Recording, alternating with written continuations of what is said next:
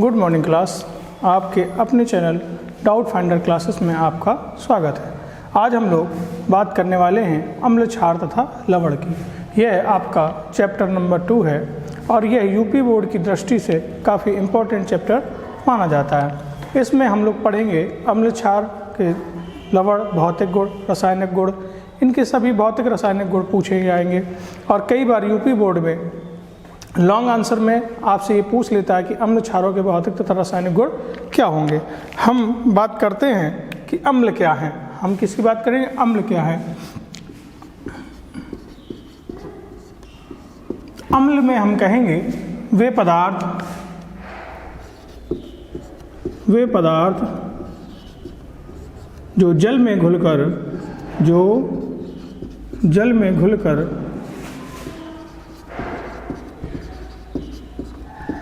H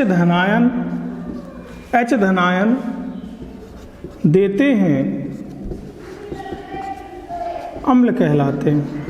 क्या कहलाते हैं बेटा? अम्ल कहलाते हैं। ठीक।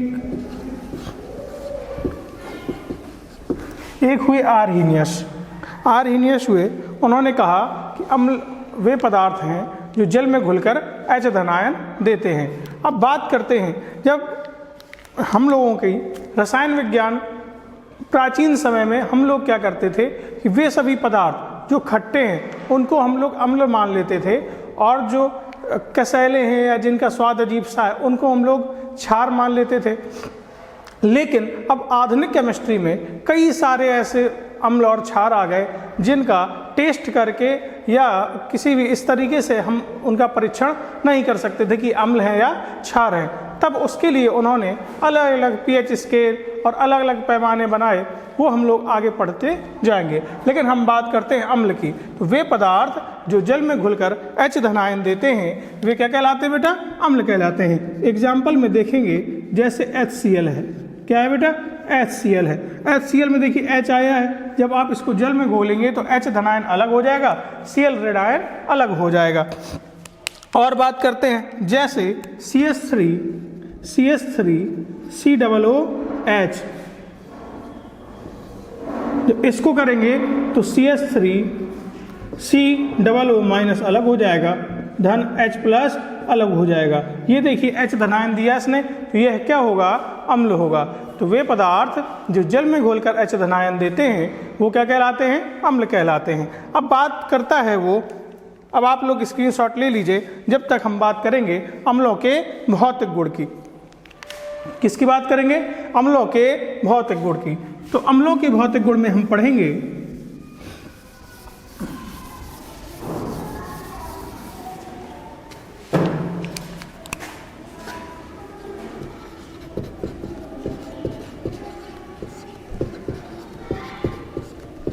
Physical properties.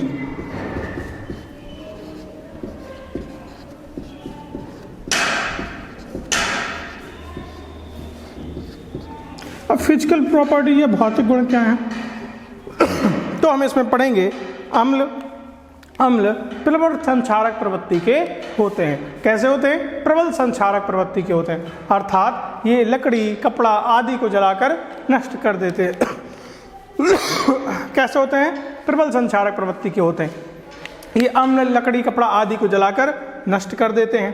फिर और आगे पढ़ेंगे, ये स्वाद में खट्टे होते हैं। ये स्वाद में कैसे होते हैं? खट्टे होते हैं। और क्या पढ़ेंगे कि ये स्वाद में खट्टे होने के साथ साथ ये जल में विलेय होते हैं। कैसे होते हैं? जल में विलेय होते हैं। और यह नीले लिटमस पेपर को लाल कर देते हैं। तो पहला हम पढ़ेंगे, पहला भौतिक गुण क्या है? अम्ल एसिड। अम्ल प्रबल संक्षारक प्रवृत्ति के होते हैं। संक्षारक प्रवृत्ति के होते हैं। अब संक्षारक प्रवृत्ति का मतलब क्या है? कि ये जो है, जैसे लकड़ी है, कपड़ा है आदि को जलाकर नष्ट कर देते हैं। देखा भी होगा, यदि सांद्र अम्ल है तो वो क्या करेगा, यदि आपके किसी कपड़े में पड़ जाता है, जैसे आप लोगों ने देखा होगा बैटरी का जो वो तेजाब रहता है वो यदि आपके कपड़े में किसी पार्ट पे पड़ जाए तो उस कपड़े को क्या कर देता है, वहाँ पे जला देता है या वहाँ से उसमें छेद हो जाते हैं। तो ये कैसे होते हैं, प्रबल संक्षारक प्रवृत्ति के होते हैं। कौन, अम्ल प्रायः प्रबल संक्षारक प्रवृत्ति के होते हैं। दूसरा है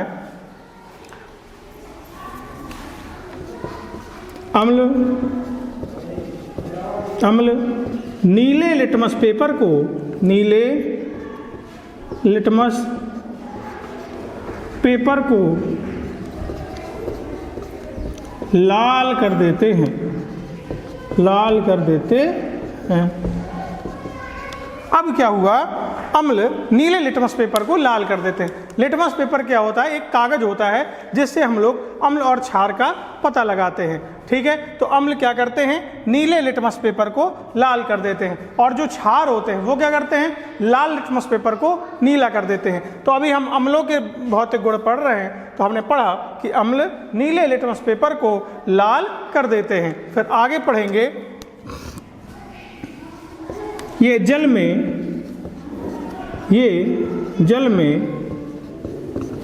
विलय होते हैं, ये जल में विलय होते हैं। कैसे होते बेटा, जल में, ये जल में विलय होते हैं।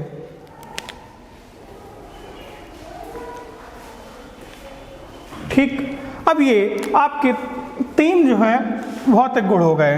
ये कौन से गुण हो गए, भौतिक गुण हो जाते हैं। अब हम बात करेंगे, आप लोग स्क्रीनशॉट ले लीजिए, अब हम बात करेंगे रासायनिक गुणों की। अब हम लोग किसके बारे में बात करेंगे, रासायनिक गुणों के बारे में।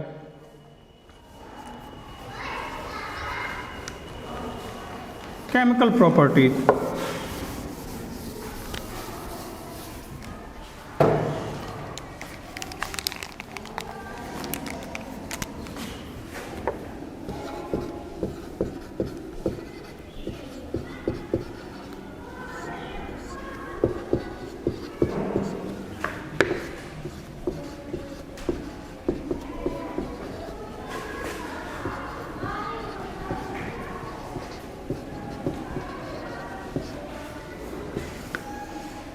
केमिकल प्रॉपर्टीज क्या है, केमिकल प्रॉपर्टीज में अब हम इनके जो प्रयोगात्मक चीज़ें हैं, जो किससे क्रिया करते हैं आदि से देखेंगे। इसमें लिखेंगे सबसे पहले, यदि आप कॉपी पेन लिए हैं तो लिखिए तनु अम्ल जिंक मैग्नीशियम आदि धातुओं के साथ, जिंक मैग्नीशियम आदि धातुओं के साथ अभिक्रिया करके हाइड्रोजन गैस मुक्त करते हैं। क्या लिखेंगे,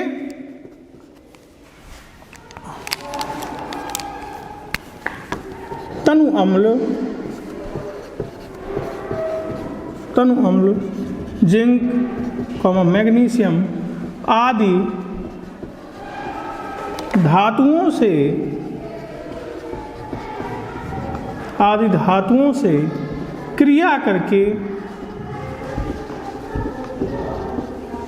क्रिया करके हाइड्रोजन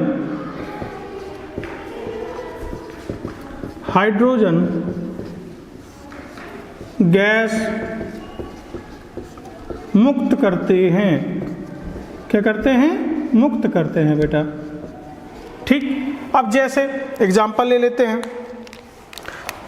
क्या एग्जाम्पल में लिखेंगे, तनु अम्ल किससे क्रिया करानी, जिंक मैग्नीशियम आदि धातुओं से। तो अब हम क्रिया करा लेते हैं जरा। एक हमने धातु ले ली जिंक क्या, Zn, जिंक ले ली। जिंक की क्रिया किससे करा दी, H2SO4 से। किससे कराएंगे, H2SO4 से। अब देखिए, कभी भी रिएक्शन लिखने का बहुत आसान तरीका होता है। कभी भी आप कोई भी रिएक्शन लिख रहे हैं, बड़े आसान तरीके से आप उस रिएक्शन को लिख सकते हैं, बस आपको कुछ टर्म्स पता होने चाहिए। ज़्यादातर रिएक्शन क्या होती है कि प्लस वाले को माइनस वाले से जोड़ा जाता है। देखिए Zn 2 धनायन होता है, Zn कितने प्लस की होती है संयोजकता इसकी, 2 प्लस की। अब हाइड्रोजन 1 प्लस का होता है और SO4 डबल माइनस होता है। क्या होता है, SO4 डबल माइनस होता है। तो एकदम सरल सी इक्वेशन है कि हमेशा जो प्लस वाला है वो बेटा किससे जुड़ेगा, माइनस वाले से। किससे जुड़ेगा, माइनस वाले से। ये प्लस वाली जो जिंक है ये किससे जुड़ जाएगी, H2SO4 से। किससे जुड़ जाएगी, H2SO4 से। तो हम इसको लिख सकते हैं ZnSO4, ZnSO4। अब देखिए, अब ये इसके साथ जुड़ गया, अब हमारे पास बचता क्या है, H2 ही तो बच रहा है, H2 ही एक्स्ट्रा है, तो हम उसको लिख देंगे H2। क्या लिख देंगे, H2। देखिए हो गया। बड़ी आसान सी रिएक्शन थी कि जिंक आदि धातुएं किससे, अम्लों से क्रिया करके, तनु अम्लों से क्रिया करके क्या करती हैं, हाइड्रोजन गैस मुक्त करती हैं। क्या करती हैं, हाइड्रोजन गैस मुक्त करती हैं। तो हमने लिखा Zn + H2SO4। तो Zn धनायन था, SO4 ऋणायन से क्रिया करके हो जाएगा ZnSO4 और H2 गैस भी बनेगी।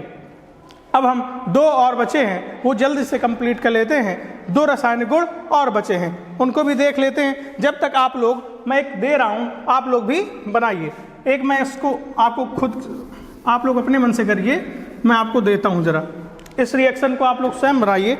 बस रिएक्शन लिखने का बहुत आसान तरीका होता है, ये पहला था। दूसरा हम देते हैं Mg + H2SO4, Mg + H2SO4। इस रिएक्शन को अब मैं 10 सेकेंड का टाइम दे रहा हूं, आप लोग इस रिएक्शन को स्वयं से बनाकर देखिए। तो अब आप लोगों को मैंने दिया था कि Mg + H2SO4 क्या होगा, यानी मैग्नीशियम धातु जब तनु अम्लों से क्रिया करके क्या बनाएगा। तो रिएक्शन बिल्कुल आसान थी, आप लोगों ने शायद बना भी ली होगी। Mg होता है बेटा 2 धनायन का, और H होता है 1+, SO4 होता है डबल माइनस। क्या होता है, डबल माइनस। तो हमको पता है प्लस वाला हमेशा किससे जुड़ेगा, माइनस वाले से। तो ये क्या हो जाएगा, MgSO4। क्या हो जाएगा, MgSO4। अब हमारे पास Mg और SO4 जोड़ के हमने तो एक यौगिक बना दिया, लेकिन अब हमारे पास बचा क्या है, हमारे पास बचा है H2। क्या बचा है, H2 बचा है। और इस H2 को हम अलग से लिख देंगे। हमारे पास क्या बचा है, ये H2 बचा है। क्या बचा है, H2 बचा है। इस H2 को हम अलग लिख देंगे और हमारी रिएक्शन कंप्लीट हो जाएगी। MgSO4 + H2 क्या बन गई H2। तो हमने पढ़ा कि जब भी क्या कोई भी धातुएं, जब जिंक मैग्नीशियम आदि जैसी धातुएं तनु अम्लों से क्रिया करके हाइड्रोजन गैस बनाती हैं। अब ये देखिए भौतिक गुण कितने आसान हैं, रासायनिक गुण भी आसान है, भौतिक गुण भी आसान है। रासायनिक गुणों में हमने पढ़ा जिंक मैग्नीशियम आदि धातुएं तनु अम्लों से क्रिया करके हाइड्रोजन गैस मुक्त करती हैं, और ये हमने एग्जाम्पल दिया। अब इसके बाद एक एग्जाम्पल और देते हैं, और इस एग्जाम्पल के साथ आप लोग जो है इस रासायनिक गुणों को एक बार फिर से ट्राई करिए। और जिसको यौगिक बनाना ना, कई बच्चे ऐसे होंगे जो यौगिक बनाना भी जिनको नहीं बनता होगा, तो आप कमेंट करें, मैं एक उसका अलग से वीडियो डाल के कि कैसे यौगिक बनाए जाते हैं, कैसे संयोजकता जोड़ी जाती है, कैसे उसको संयोजकता का हम पता लगाते हैं। ये हम कैसे पता लगाते हैं, Mg++ है, H1+ है, SO4 डबल माइनस है, तो इसका मैं अलग से वीडियो बना दूंगा। अब हम बात करते हैं तीसरे की।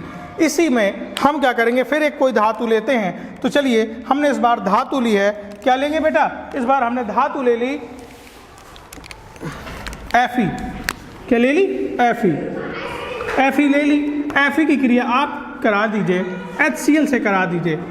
किससे करा दीजिए, HCl से करा देते हैं। बोले सर आप हमेशा H2SO4 नहीं लेना, हमको HCl लेना है। क्या लेना है, HCl लेना है। HCl से आप लोग क्या बनाइए, आप देखते हैं कि बना पाते हैं या नहीं बना पाते हैं। ठीक है, अब इसमें क्या होगा, अब हम देखेंगे। देखिए Fe किससे रिएक्शन करेगा, Fe क्या होता है, ये परिवर्ती संयोजकता प्रदर्शित करता है। एक होती है फेरस और एक होती है फेरक। हम लोग फेरस और फेरिक, अब हम लोग बात करने वाले हैं फेरस की। तो ये डबल प्लस है और H1+ होता है, Cl क्या होता है, सिंगल 1- होता है। अब ये Fe किसके साथ जुड़ेगा, तो हमको सबको पता है कि ये प्लस वाला जाके माइनस वाले के साथ में जुड़ जाएगा। अब ये क्या बन जाएगा, FeCl2। क्या बन जाएगा, FeCl2। अब हमारे पास H बचा है, ये लिख देंगे हम H2। क्या लिख देंगे, H2। राइट। अब आप लोगों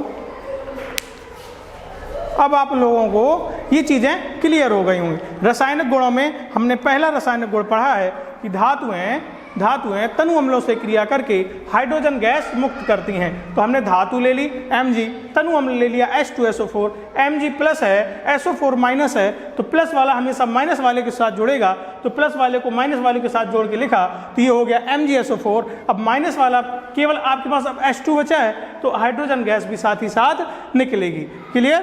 अब हम लोग आगे अगले उसकी तरफ बढ़ेंगे कि तनु अम्ल या अम्ल धातु कार्बोनेटों के साथ क्रिया करके, तनु अम्ल धातु कार्बोनेटों के साथ क्रिया करके लवण तथा जल बनाते हैं। क्या बनाते हैं?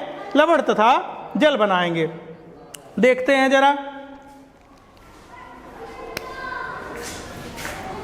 धातु कार्बोनेट कैसे बनाएंगे? तो हमको पता है कि CO3, ये इसको बोलते हैं बेटा कार्बोनेट। क्या बोलते हैं? कार्बोनेट।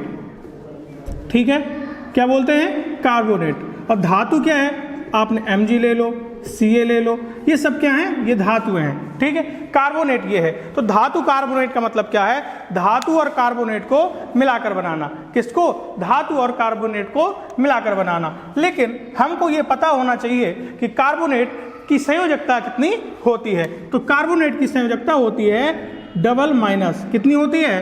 Double minus. ठीक, तो धातु कार्बोनेट, एक धातु ले लेते हैं, C हमने ले ली धातु, इसके साथ में कार्बोनेट को जोड़ दिया।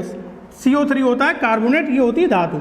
मिलकर क्या बन जाएगा? ये डबल प्लस का होता है, CO3 डबल माइनस होता है, तो मिलकर बन जाएगा CaCO3। क्या बन जाएगा? CaCO3। अब धातु कार्बोनेटों की क्रिया हमको किससे करानी है? अम्लों से। किससे कराएंगे? अम्लों से। तो दूसरा रासायनिक गुण है, दूसरा रासायनिक गुण क्या है? तो हम लिखेंगे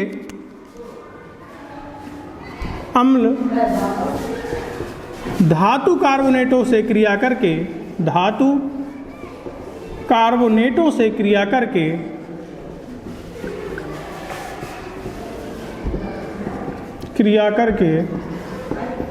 लवण तथा जल बनाते हैं। क्या बनाते हैं बेटा? लवण तथा जल बनाते हैं। ठीक है, अब हमने ये दूसरा रासायनिक गुण है। ठीक है, किससे क्रिया करनी है हमको? धातु कार्बोनेटों से। और पढ़ किसके रासायनिक गुण रहे हैं? अम्लों के। तो हमने एक अम्ल ले लिया, तो अम्ल हम आपको ऑलरेडी बता चुके हैं कि HCl ले लीजिए। क्या ले लें? HCl ले लीजिए, H2SO4 ले लीजिए, कुछ भी ले लीजिए, इनको हम क्या बोलेंगे? अम्ल हैं ये। हम लोग दो रासायनिक गुण, अम्लों के दो रासायनिक गुण पढ़ चुके थे। और आखिरी था कि तनु अम्ल धातु कार्बोनेटों से क्रिया करके लवण, जल तथा CO2 गैस बनाते हैं। तनु अम्ल क्या करते हैं? धातु कार्बोनेटों से क्रिया करके लवण, जल तथा CO2 गैस बनाते हैं। अब हमको सबसे पहली बात पता होना चाहिए कि धातु कार्बोनेट क्या होता है। तो एक धातु लेनी है और उसको कार्बोनेट से क्रिया करानी है। तो हमने धातुएं पढ़ी थी, जैसे Ca ले लें। Ca क्या है? एक धातु है। और CO3 क्या है? कार्बोनेट। CO3 को क्या कहते हैं? कार्बोनेट। तो धातु और कार्बोनेट मिलकर क्या बन जाएगा? धातु कार्बोनेट। अब देखिए, Ca होता है डबल प्लस, इसकी संयोजकता Ca की कितनी होती है? 2 प्लस की। और CO3 कितनी होती है? डबल माइनस की। तो ये इन दोनों से जो यौगिक बनेगा वो बन जाएगा CaCO3। इसको बोलेंगे कैल्शियम कार्बोनेट। क्या बोलेंगे? Calcium carbonate. तो उसने कहा, अम्लों के रासायनिक गुणों में हमने पढ़ा कि तनु अम्ल धातु कार्बोनेटों से क्रिया करके लवण, जल तथा CO2 गैस बनाते हैं। क्या करते हैं? लवण, जल तथा CO2 गैस बनाते हैं। अब लिख देते हैं एग्जाम्पल में, हमने एक धातु क्या किया कि धातु कार्बोनेट ले लिया। एक धातु कार्बोनेट लेते हैं, जैसे CaCO3। क्या ले लिया? CaCO3। इसकी क्रिया कराई किससे? तो हमको करानी है तनु अम्लों से। तनु अम्ल कौन सा? कोई भी ले लेते हैं, जैसे हमने ले लिया H2SO4। क्या ले लिया? H2SO4। अब देखिए, अब बना क्या? तो Ca होता है डबल प्लस का, CO3 होता है डबल माइनस का, H होता है 1 प्लस का, SO4 होता है डबल माइनस का। अब देखिए, प्लस वाला किससे रिएक्शन करेगा? माइनस वाले से। तो प्लस वाला माइनस वाले से जोड़कर क्या बन जाएगा? CaSO4। क्या बन जाएगा? CaSO4। अब चलिए, अब क्या बचा? उसने कहा कि तनु अम्ल धातु कार्बोनेटों से क्रिया करके लवण, तो ये तो बन गया भैया हमारा लवण। अब क्या और क्या कहा? जल तथा CO2 गैस तो बननी ही बननी है। तो हम और क्या बना देंगे, जल जल अर्थात H2O प्लस H2O जल हो गया, और क्या बनेगा, CO2 गैस बनेगी। तो उसने पढ़ा कि तनु अम्ल, क्या हमने पढ़ा, तनु अम्ल धातु कार्बोनेटों से क्रिया करके लवण जल तथा CO2 गैस बनाते हैं। तो ये लवण है, ये जल है और ये CO2 गैस है। तो ये आपके रासायनिक गुण कंप्लीट हो गए हैं। तो हमने अम्लों की परिभाषा में पढ़ी कि वे पदार्थ जो जल में घुलकर H ऋणायन देते हैं वे अम्ल कहलाते हैं, वे पदार्थ जो जल में घुलकर OH ऋणायन देते हैं वो क्षार कहलाते हैं। फिर हमने अम्लों के भौतिक गुण में पढ़ा कि इनकी प्रवृत्ति प्रबल संक्षारक की होती है, अर्थात ये लकड़ी, कपड़ा आदि को जलाकर नष्ट कर देती है। दूसरा भौतिक गुण पढ़ा कि ये जल में विलेय होते हैं। कैसे होते हैं बेटा, ये जल में विलेय होते हैं। और तीसरा पढ़ा हमने कि यह हमने तीसरा भौतिक गुण पढ़ा था कि इनको जल में घोलने पर यह कुछ ऊष्मा भी मुक्त करते हैं, अर्थात गर्म हो जाते हैं। ठीक है, अब हम आगे पढ़ा हमने रासायनिक गुण। रासायनिक गुणों में पढ़ा कि कुछ धातुओं से तनु अम्ल क्रिया करके हाइड्रोजन गैस मुक्त करते हैं। क्या करते हैं, हाइड्रोजन गैस मुक्त करते हैं। ठीक है, दूसरा हमने पढ़ा कि तनु अम्ल धातु कार्बोनेटों से क्रिया करके लवण जल तथा CO2 गैस बनाते हैं। इसका एक एग्जाम्पल दे दिया। अब इसके बाद एक एग्जाम्पल आप लोगों को करना है, जरा देखते हैं कि आप लोग कर पाते हैं या नहीं कर पाते। तो हम एक ले लेते हैं धातु कार्बोनेट, ले लेते हैं सोडियम कार्बोनेट। क्या लेंगे, सोडियम कार्बोनेट। ठीक है, तो सोडियम कार्बोनेट का सूत्र होगा Na2CO3। सोडियम कार्बोनेट हो गया। इसकी क्रिया किससे करानी है, हमको किसी अम्ल के साथ करा दो। हमने HCl ले लिया। क्या ले लिया, HCl ले लिया। अब इस रिएक्शन को आप कंप्लीट करिए। Na2CO3 प्लस HCl, अब ये मिलकर क्या बनेगा, आपको समझ में आ रहा होगा कि Na एक धनायन है। Na कितने धनायन है, एक पॉजिटिव है, और CO3 डबल माइनस है, H1 प्लस है और Cl भी माइनस है। अब इनसे मिलकर क्या बनेगा, तो हमको पता है कि कभी भी धनायन हमेशा, कभी भी किसी भी रिएक्शन में धनायन हमेशा किसके साथ रिएक्शन करता है, माइनस वाले के साथ। तो ये प्लस वाला जाकर किससे जुड़ जाएगा, माइनस वाले से। तो क्या बन जाएगा, NaCl।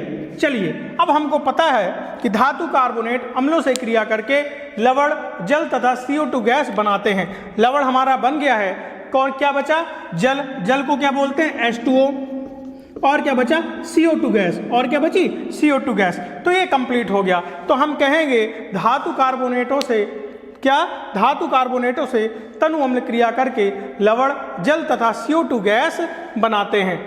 ये आपके अम्लों के रासायनिक गुण दूसरा हो गया। ठीक है, आप एक एग्जाम्पल और लेना चाहें तो आप अपना ट्राई कर सकते हैं। इसके बाद हम पढ़ेंगे अम्लों की क्षारों से क्रिया। अम्लों की क्षारों से क्रिया। रासायनिक गुण कौन सा है, तीसरा। कौन सा रासायनिक गुण पढ़ रहे हैं, तीसरा। किससे पढ़ेंगे, क्षारों से क्रिया। क्या पढ़ेंगे, क्षारों से क्रिया। इसमें हम पढ़ेंगे अम्ल क्षारों से क्रिया करके, क्षारों से क्रिया करके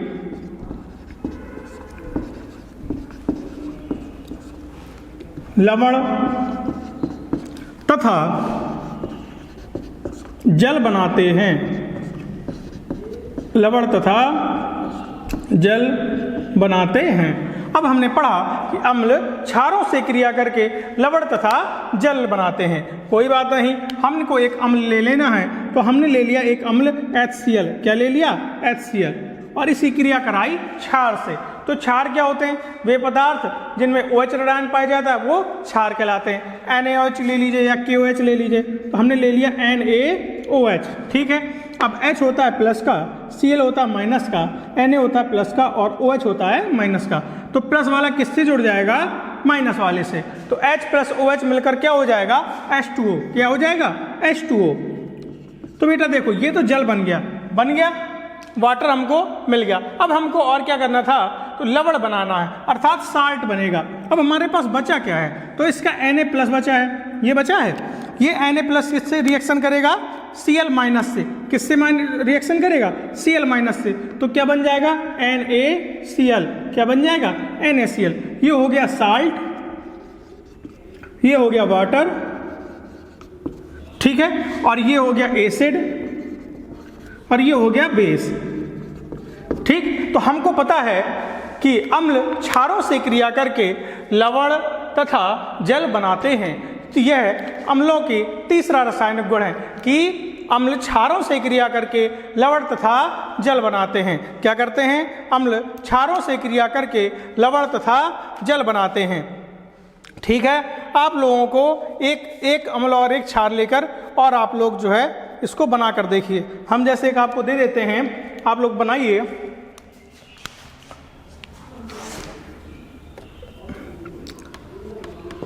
H2SO4 प्लस NaOH, इस रिएक्शन को आप लोग कंप्लीट करिए। H2SO4 प्लस NaOH, इस रिएक्शन को आप लोग कमेंट बॉक्स में जल्दी जल्दी लिखकर बताएं।